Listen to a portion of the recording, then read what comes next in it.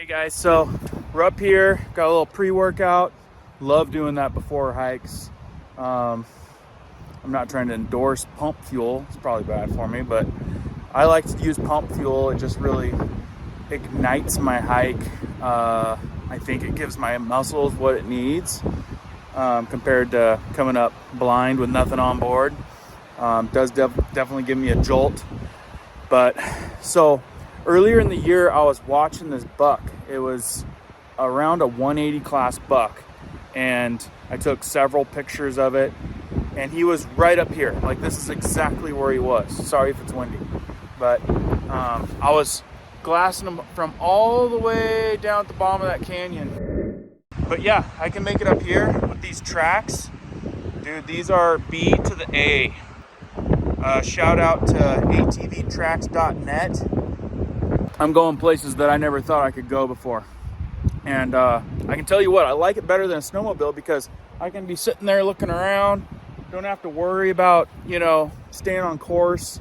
It's just so much more stability. Like you're driving in a tank. No joke. So yeah, I feel like I can go anywhere. Maybe places that the snowmobilers can't even go. I keep seeing in certain spots, like you can see the snowmobiler's been down here, and I can see a ski just dipping down really hard, grinding into the low spots where I just float right over, no problem. So super jacked and super blessed to have this machine. Just about ready. Got my snowshoes there in case it gets pretty crazy. It has warmed up, so the snow is getting really, really sloughy. And when I say sloughy, I mean kind of you take a step and you sink to the bottom instead of having layers right now where you only go down maybe 6 inches, maybe you only go down 4 inches. Well, right now it's so soft, you're just sinking, and there's spots up here with 4 feet of snow. But we're gonna dump off this side into a few areas where I have photos of the buck laying under some of these trees, and I know what brush he was feeding in. He was on this road quite a few times too. But deeper snow did come. A lot of deer dropped down, but I don't think this deer dropped down. I honestly don't. I think he stayed up here. A lot of times these smarter bucks, they like to stay up high above the masses because the predators are around the masses. The cougars are around, and the coyotes are around all of the hordes of does. And these bucks are smart enough to stay up above that and not have really any of that kind of pressure.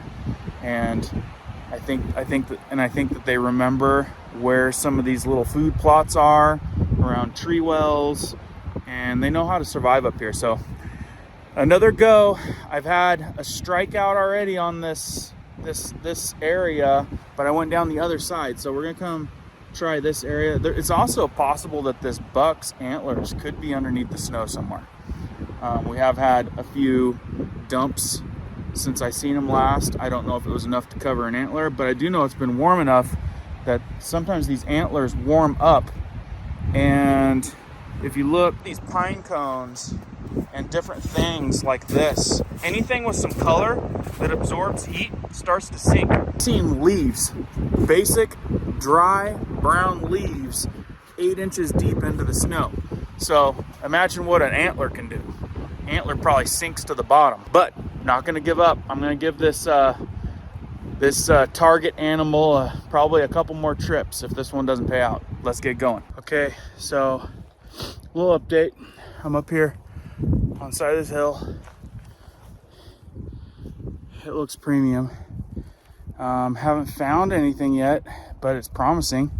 I'll show you. I mean, there's trails, tracks, beds, big buck tracks, but there is a lot of snow in spots, so I think it's just gonna be a matter of striking gold with an antler laying in the right spot.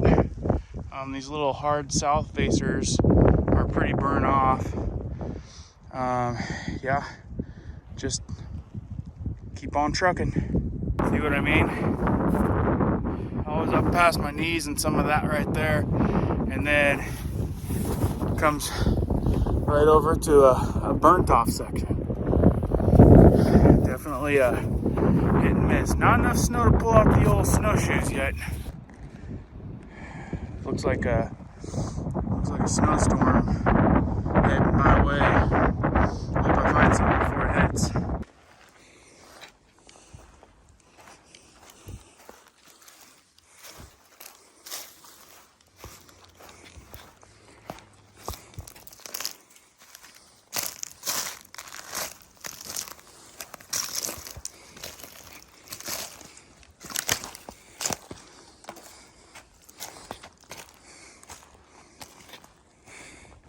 It's crazy because I watched a couple different bucks, the big one and a couple medium-sized ones. And when I say medium, I mean like 140, 150 class. And they're in here too. A couple small 2-points. And they're right in these areas right here. Underneath all these trees. Feeding on all this brush that's right around here. And you can see, I can tell exactly where they've been. They've got trails going from tree to tree. Not sure where they dropped their antlers. Could be in this deep snow along the way.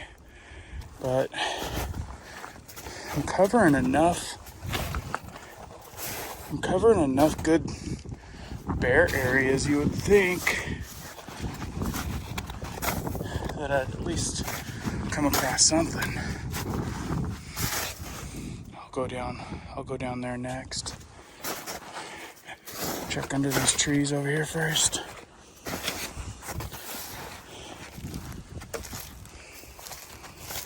And it's crazy that I'm not, even under all these tree walls. I guess I'm a little surprised that I don't even find an old one underneath these trees. I've hiked over here several times, but so much terrain, you don't always cover the exact same area. So I started back there in that valley, came across up there. Okay, so I was glassing right underneath this tree, picking up right where we left off. It looks like there's a fork, a white fork right behind that tree.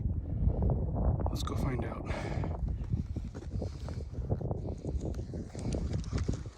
Okay, it's getting exciting now. Oh yeah, it's looking promising, guys. It's looking promising. I'm seeing some forks. That's definitely an antler. Oh, that makes me feel better. Oh man, it's not a bad one. Not a bad one at all. Look at that bad boy. Shoot. Look at that. Get this thing off. Geez, just a knobby thing. Sweet. I can't tell. I don't think it's this year's. I think it's last year's. This tree must be so dense that it kept it pretty dark, because it looks kind of dry right in there, and it definitely wouldn't be. Look at that, guys. Not bad, huh? Whew, that makes the trip worth it right there. Big old knobby, gnarly base. It's got knobs all over in it. It's got a little, where was that? Right here, acorn up there. He was probably laying right around here somewhere. So I'll have to drop a pin and come back. Make sure that other one's not in here somewhere. Could be crossed over there. I don't see it real close, but that's what I'm talking about. Up here higher, I tend to find some nicer antlers. I mean, that's not no little dink of an antler. Definitely you can see the girth on it compared to my trekking pole. That's exciting. I think it's last year's, but it's still brown. That makes me excited. Sweet. Glad you guys were along for the ride on this find. Under the old tree. You tell I'm hot. It's because it was all the way down on the other side of that snowfield down even further. Then I had to trudge through that snow, and I was too impatient to pull out my snowshoes, which is usually the case. I only pull them out if I have to. But that was a workout. Steam blowing up this thing. But you know what? Still happy. I'm out here getting an amazing workout in. Better than the gym. Who can agree? Pound that like button if you agree. Way better than the gym.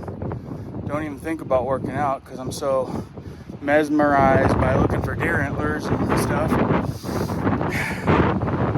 I got another couple 100 feet elevation gain, and then it'll be about time to go because the sun's heading down. The storm seems to be staying up there in the mountains, but it's kind of creeping across, and the sun's down.